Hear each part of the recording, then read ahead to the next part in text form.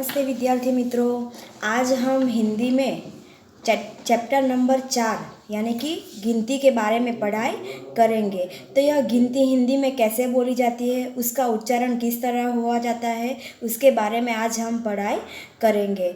तो व्यवहारिक जीवन में गिनती हमें रुपए और पैसे की गिनती करनी पड़ती है, इसीलिए हमें गिनती की जानकारी होना बहुत ज़रूरी होता है। तो हम इस पाठ में 51 से 100 तक कैसे उच्चारण कर सकते हैं, कैसे हिंदी में लिख सकते हैं, उसके बारे में पढ़ाई आज हम लोग करेंगे। तो यहाँ पर है 51। तो यहाँ पे हम लोग हिंदी में 51 किस तरह लिख सकते हैं और शब्द में किस तरह लिखते हैं और उसका उच्चारण किस तरह कर सकते हैं, वो हमें बहुत ध्यान से देखना है और उसके बाद हमें यहाँ पर लिखना है 51। उसके बाद क्या होता है 52, 53। कैसे लिखते हैं हम लोग 53 को लिख सकते हैं 54, 56, 57, 58, 59 और 60। यानी कि यहाँ 51 से 60 तक की गिनती ख़त्म हुई, लेकिन हमें अपनी नोटबुक में 51 से 60 तक की गिनती शब्द में भी लिखनी है और शब्द में कैसे लिखा जाता है अंक में भी लिखनी है। और अंक में कैसे लिख सकते हैं और शब्द में उसके सामने ही हमें लिखना है। इस तरह से हम उच्चारण भी अच्छी तरीके से कर पाएंगे और लिखने में भी हमें बहुत आसानी होगी। तो यह 51 से 60 तक की गिनती हो गई। उसके बाद हम लोग देख सकते हैं 61, 62, 63, 64 और 65, 66, 67, 68, 69 और 70। એટલે यानी कि यहाँ पर हम लोग 61 से 70 तक की गिनती अंक में और शब्द में यहाँ पर हमें दोनों में लिखनी होगी। इसके बाद है कि 71 से 80 तक की गिनती हम लोग कैसे लिख सकते हैं। यहाँ पर हमें दिखाई देता है कि 71, 72, 73, 74, 75, 76, 77, 78, 79 और 80। यानी कि हम लोगों को शब्द उच्चारण में भी थोड़ी सी दिक्कत होगी, लेकिन हम लोग देख के इसको एक या दो बार उसके बारे में लिखेंगे तो हमें अच्छी तरह से उच्चारण करना भी आ जाएगा और हमें यहाँ पे लिखना भी आ जाएगा। अंक और शब्द में हमें यहाँ पे लिखना है। तो उसके बाद है कि 81 से 90 तक की गिनती किस तरह लिख सकते हैं, वो भी हमें यहाँ पर ध्यान से उसका उच्चारण भी करना है, अंक में और शब्द दोनों में लिखना है। 81, 82, 83, 84, 85, 86, 87, 88, 89 और 90। यानी कि 81 से 90 तक की गिनती यहाँ पर हम लोग ऐसे उसका उच्चारण कर सकते हैं और इस तरह हम लोग यहाँ पर लिख सकते हैं। उसके बाद है कि 91 की हम लोग किस तरह लिख सकते हैं 100 तक, वह उसके बारे में पहले हमें उच्चारण करना है, उसके बाद हमें यहाँ पर लिखना है 91, 92, 93, 94, 95, 96, 97, 98, 93 और 100। यानी कि विद्यार्थी मित्रों यहाँ पर हमने क्या देखा कि हम लोग कैसे उसका उच्चारण करने में थोड़ी सी दिक्कत होती है, लेकिन एक या दो बार हम अच्छी तरीके से उसके बारे में अंक में और शब्द में लिखेंगे तो हमें कैसे लिख सकते हैं वो भी आता है और कैसे पढ़ पाते हैं वो भी हम लोग आसानी से कर सकते हैं। इसीलिए अंकों का उच्चारण इस पाठ में 51 से 100 तक अंकों और उच्चारण और लेखन की जानकारी हमें यहाँ पर दी गई है, क्योंकि हमारे रोज़िंदा व्यवहार में भी हमें रुपये की गिनती करनी पड़ती है। इसीलिए यह हमें गिनती भी आनी बहुत ज़रूरी है। तो यहाँ पर हमें 51 से 100 तक की गिनती हम लोग ऐसे लिख सकते हैं, यहाँ पे हमने देखा है। और यहाँ पर भोले भैया को रास्ते में आने वाली संख्या का उच्चारण कराते हुए साइकिल तक पहुँचना है। यहाँ पर हम लोगों को अंक में दिखाई दे रहा है, तो किस तरह हम लोग कर सकते हैं वो आपको सही तरीके से यहाँ पर ढूंढ के लिखना है। किस तरह हमें रास्ता मिल सकता है, अंकों तक पहुँचना है, वो हम लोग यहाँ पर लिख सकते हैं। इसके बाद है स्वाध्याय।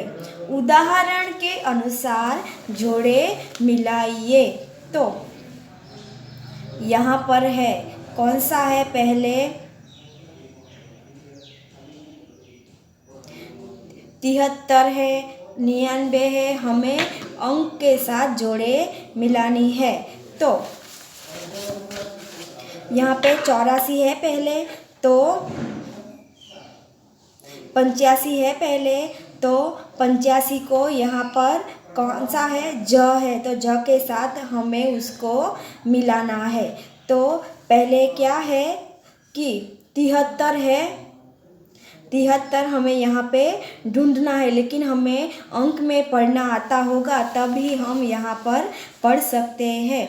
तो क में यहाँ पर 73 है, तो हमें यहाँ पे क्या लिखना है, क लिखना है। उसके बाद यहाँ पर हमें लिखना है कि 69, तो 69 हमें पहले अंक में भी आता होगा, तो उसके बाद ही हम उसका उच्चारण करके शब्द में लिख सकते हैं। तो यहाँ पर हमें 69 यहाँ पे है 6 में, तो 6 हमें यहाँ पर लिखना है।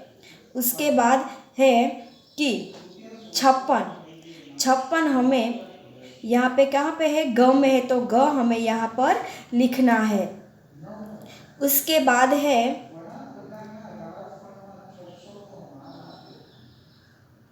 ख 99, तो 99 हमें यहाँ पर उचित जोड़ में लिखना है। उसके बाद है कि 88 हमें कहाँ पे, घ में दिखाई देता है, तो वो हमें यहाँ पर ढूंढ के लिखना है। उसके बाद है कि 76, तो 76 हमें यहाँ पे ढूंढ के लिखना है। इसी तरह हमें गिनती को शब्द में और शब्द को अंक में लिखना है। तो 79 हमें लिखना होता, तो हमें यहाँ पे आगे हमने जिस तरह यहाँ पे 51 से 100 तक में पढ़ाई की है, तो 79 हम लोग अंक में कैसे लिख सकते हैं वो हमें उनमें से देख के लिखना है। पहले हमें कौन सा जो शब्द में है उसका अंक में लिखना है। तो 74 उसको भी हमें अंक में लिखना है। 69 तो उनको भी हमें अंक में लिखना है। उसके बाद है 63, तो वो भी हमें लिखना है। और यहाँ पर जो अंक दिए गए हैं उसको हमें शब्द में लिखना है। तो यहाँ पर 75, तो वो भी हमें लिखना है। 90 यहाँ पे हमें शब्द में लिखना होगा, तब हमें शब्द कैसे लिखे उसके बारे में हमें बहुत सारा ख्याल रखना पड़ेगा। 54 यानी कि वो भी हमें यहाँ पे लिखना है। और 89, तो वो हमें आगे जो हमें एक लड़का पढ़ रहा है उसके आजू बाजू में 51 से 100 तक सारे अंक में और हिंदी में दिए गए हैं, उसमें से देख के हमें शब्द में और अंक में लिखना है। यानी कि हमसे कोई भी गलती शब्द में और अंक में लिखने में ना हो, वो हमें ध्यान रखना है। कोष्टक में दिए गए शब्दों में सर्वनाम चुनकर रिक्त स्थानों की पूर्ति कीजिए। तो यहाँ पर हमें कौन सा सर्वनाम कहाँ पे होगा वो हमें चुनकर लिखना है। तो पहली खाली जगह क्या है, खाली जगह 30 वर्ष का था, तो यहाँ पर क्या हम लोग रमेश 30 वर्ष का था, वो हम लोग नहीं लिख सकते, लेकिन क्या लिख सकते हैं, वह 3 वर्ष का था। उसके बाद है कि पता नहीं खाली जगह दरवाज़ा खटखटा रहा है, तो क्या कौन हम लोग क्या लिख सकते हैं, कौन सा सर्वनाम आएगा, कौन। पता नहीं कौन दरवाज़ा खटखटा रहा है, हम लोग वहाँ पे दूसरा कोई भी नहीं लिख सकते कि उसे हम जैसा कोई भी सर्वनाम हम लोग लिख सकते नहीं है। तो क्या आएगा, पता नहीं कौन दरवाज़ा खटखटा रहा है। उसके बाद है पुस्तक रुचिकर है, खाली जगह में भी पढ़ूंगी, तो पुस्तक हम से ज़्यादा सर्वनाम क्या होगा, पुस्तक रुचिकर है, उसे मैं भी पढ़ूंगी। खाली जगह सब मिलकर क्रिकेट खेलेंगे, तो क्या आएगा, हम, यानी कि साथ में हम लोग खेल सकते हैं, तो हम सब मिलकर क्रिकेट खेलेंगे। रविवार को खाली जगह बाज़ार जाऊंगा, रविवार को मैं, यहाँ पे नाम हम लोग लिख सकते नहीं है, सर्वनाम का उपयोग करना है, इसीलिए सर्वनाम में क्या क्या आएगा, वह, हम, उसे, मैं, हम, कौन जैसे सर्वनाम का उपयोग हमें करना है। उसके बाद है 51 से 73 तक के अंकों को क्रमशः जोड़कर चित्र बनाइए, यानी कि हमें यहाँ पर उसको जोड़ना है और पूरा चित्र बनाना है। तो कौन सा चित्र होगा, तो चिड़िया का चित्र होगा। तो चिड़िया का चित्र हमें 51 से 73 को अंकों में क्रमशः जोड़कर उसका चित्र भी बनाना है और उसके अंदर रंग भी भरना है। तो विद्यार्थी मित्रों, खेल में भी हम लोग यहाँ पे काफ़ी सारा सीख सकते हैं। उसके बाद है कि जो यहाँ पर हमें दिया गया है कि हिंदी को गुजराती में क्या कहते हैं, तकिया, તકિયાને આપણે શું કહીએ છીએ, ઓશેકુ। કંધા, કંધા એટલે શું, કાસ્કો। ખરલ એટલે કે ખલ, આપણે જે મસાલો વાટવા માટે ઉપયોગ કરીએ છીએ તે। ચારપાઈ, ચારપાઈ એટલે શું, ખાટલો। ઉપલા એટલે यानी कि છાણું। બરામદા એટલે કે વરંડો। અલમારી, અલમારી એટલે કબાટ। પાખના यानी ઝાંઝરું। ખરપેરલ એટલે કે નળિયો, એટલે કે આપણે નળિયાવાળા ઘર ગામડાઓમાં જોવા મળે છે એ ઘર। ઘડી એટલે કે ઘડિયાળ।